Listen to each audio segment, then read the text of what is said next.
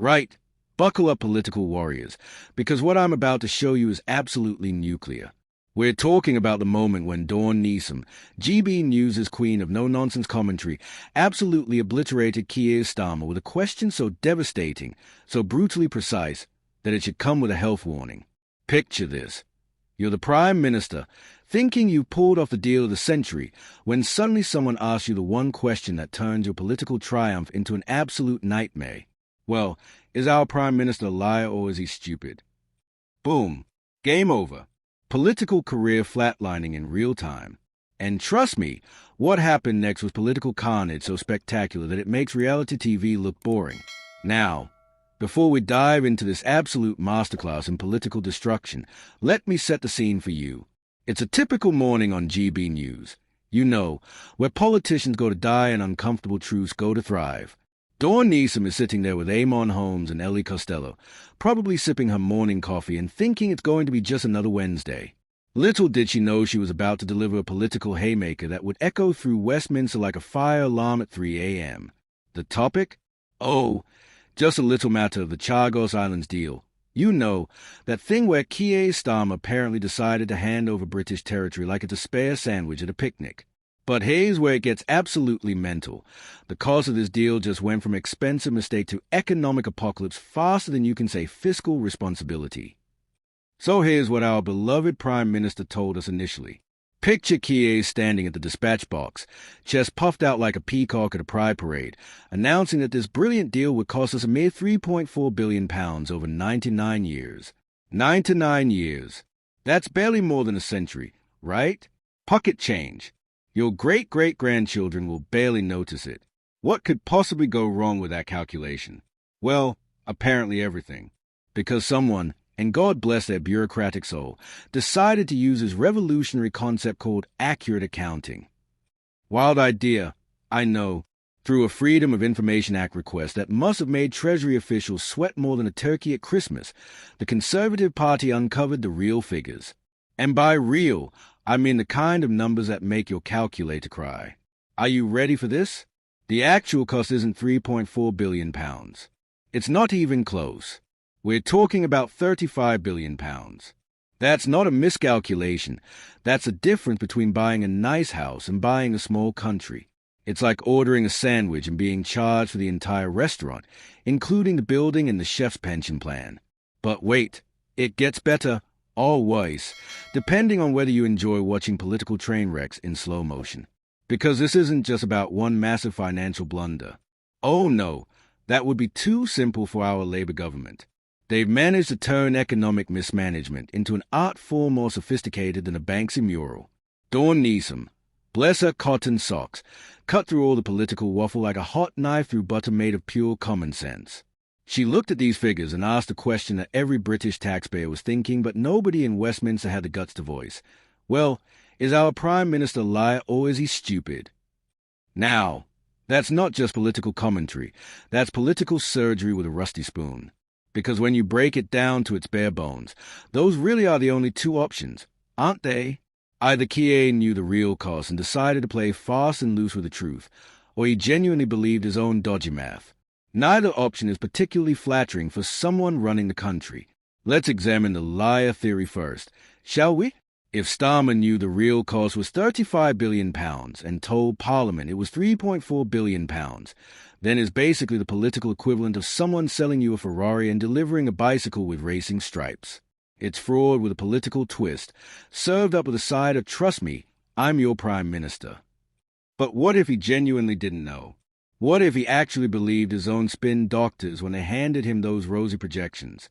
Well, that opens up a whole different can of political worms. Because if the Prime Minister can't spot the difference between £3.4 billion and £35 billion, then maybe, just maybe, we've got someone running the country with the financial acumen of a teenager with their first credit card. The beautiful thing about Dawn's question is that it's checkmate in political form. There's no good answer. It's like asking someone if they stop beating their wife. Either response makes you look terrible. Keir is trapped between admitting he's economically illiterate or confessing he's been playing fast and loose with the truth. It's political torture disguised as a simple question. But here's where the story gets absolutely delicious. Because while Starmer's been busy explaining why surrendering British territory for eye-watering amounts of money is actually brilliant strategy, Kemi Badenoch swooped in like political vulture with an appetite for Labour's mistakes. And boy, did she feast. Badenoch didn't just criticize the deal, she turned it into a full-blown assault on Labour's entire economic competence. It's bad enough that Starmer and Reeves' economic mismanagement has created a £50 billion black hole in the public finances, she said, probably while sharpening her political knives. Now, our research has uncovered the government's own figures showing Labour's Chargo surrender is costing the country another £35 billion. Do the math on that, folks. We're looking at £50 billion in economic black holes plus £35 billion for the Chargo deal. That's £85 billion of taxpayer money vanishing faster than free drinks at a parliamentary reception. At this rate, Labour's going to bankrupt the country before their first term is up, which would be impressive if it weren't so absolutely terrifying. But wait, there's more. Because apparently, even the £35 billion figure is subject to the kind of creative accounting that would make enrolled executives blush. The Labour government has been playing with inflation estimates and net present value calculations like they're ingredients in some sort of economic recipe for disaster. It's like watching someone try to justify buying a yacht by explaining that it's actually cheap when you consider the entertainment value over 50 years. The original deal, according to Starmer's initial spin, would cost British taxpayers £101 million every year for 99 years. Now, I don't know about you, but when I hear 99 years, I start wondering if we're governing a country or planning the world's most expensive mortgage. It's like signing up for a gym membership that your great-grandchildren will still be paying for. And here's the kicker that'll make you spit out your tea. Starmer called this financial hemorrhage part and parcel of Britain's global reach. Global reach. As if bankrupting the country is some sort of geopolitical strategy. It's like saying that setting your house on fire is part of your central heating plan. The sheer audacity of trying to spin this disaster as a success is breathtaking. It's political gaslighting on an industrial scale. Don't worry about the £35 billion we're hemorrhaging. They seem to be saying, just focus on how globally rich we are. It's like a doctor telling you not to worry about the massive tumor, because look how much weight you're losing. What makes Dawn's demolition job even more satisfying is the context. This isn't happening in some obscure parliamentary committee that nobody watches. This is prime-time breakfast television, where ordinary British voters are drinking their morning coffee and watching their Prime Minister get absolutely eviscerated over his own numbers. The timing couldn't be more perfect either. Just months into Labour's term, and they are already drowning in economic scandals that make the previous government's mistakes look like rounding errors. It's like watching someone promise to fix your roof and then accidentally burning down the entire house. But perhaps the most damaging aspect of this whole debacle isn't even the money, it's a credibility crisis. When the Prime Minister can't accurately report the cost of his own flagship policy, it raises serious questions about everything else is telling us. If is this wrong about the Chagos deal, what else is he getting spectacularly wrong behind closed doors? The Labour Party came into power promising competence, fiscal responsibility, and an end to the chaos of the previous government. Instead, they've delivered economic illiteracy, creative accounting, and deals so expensive they make HS2 look like a bargain. It's like hiring a financial advisor who immediately sets your portfolio on fire and then asks for a bonus. Dawn Neesom's brutal question will haunt Starmer because it crystallizes everything that's wrong with his government in 6 devastating words.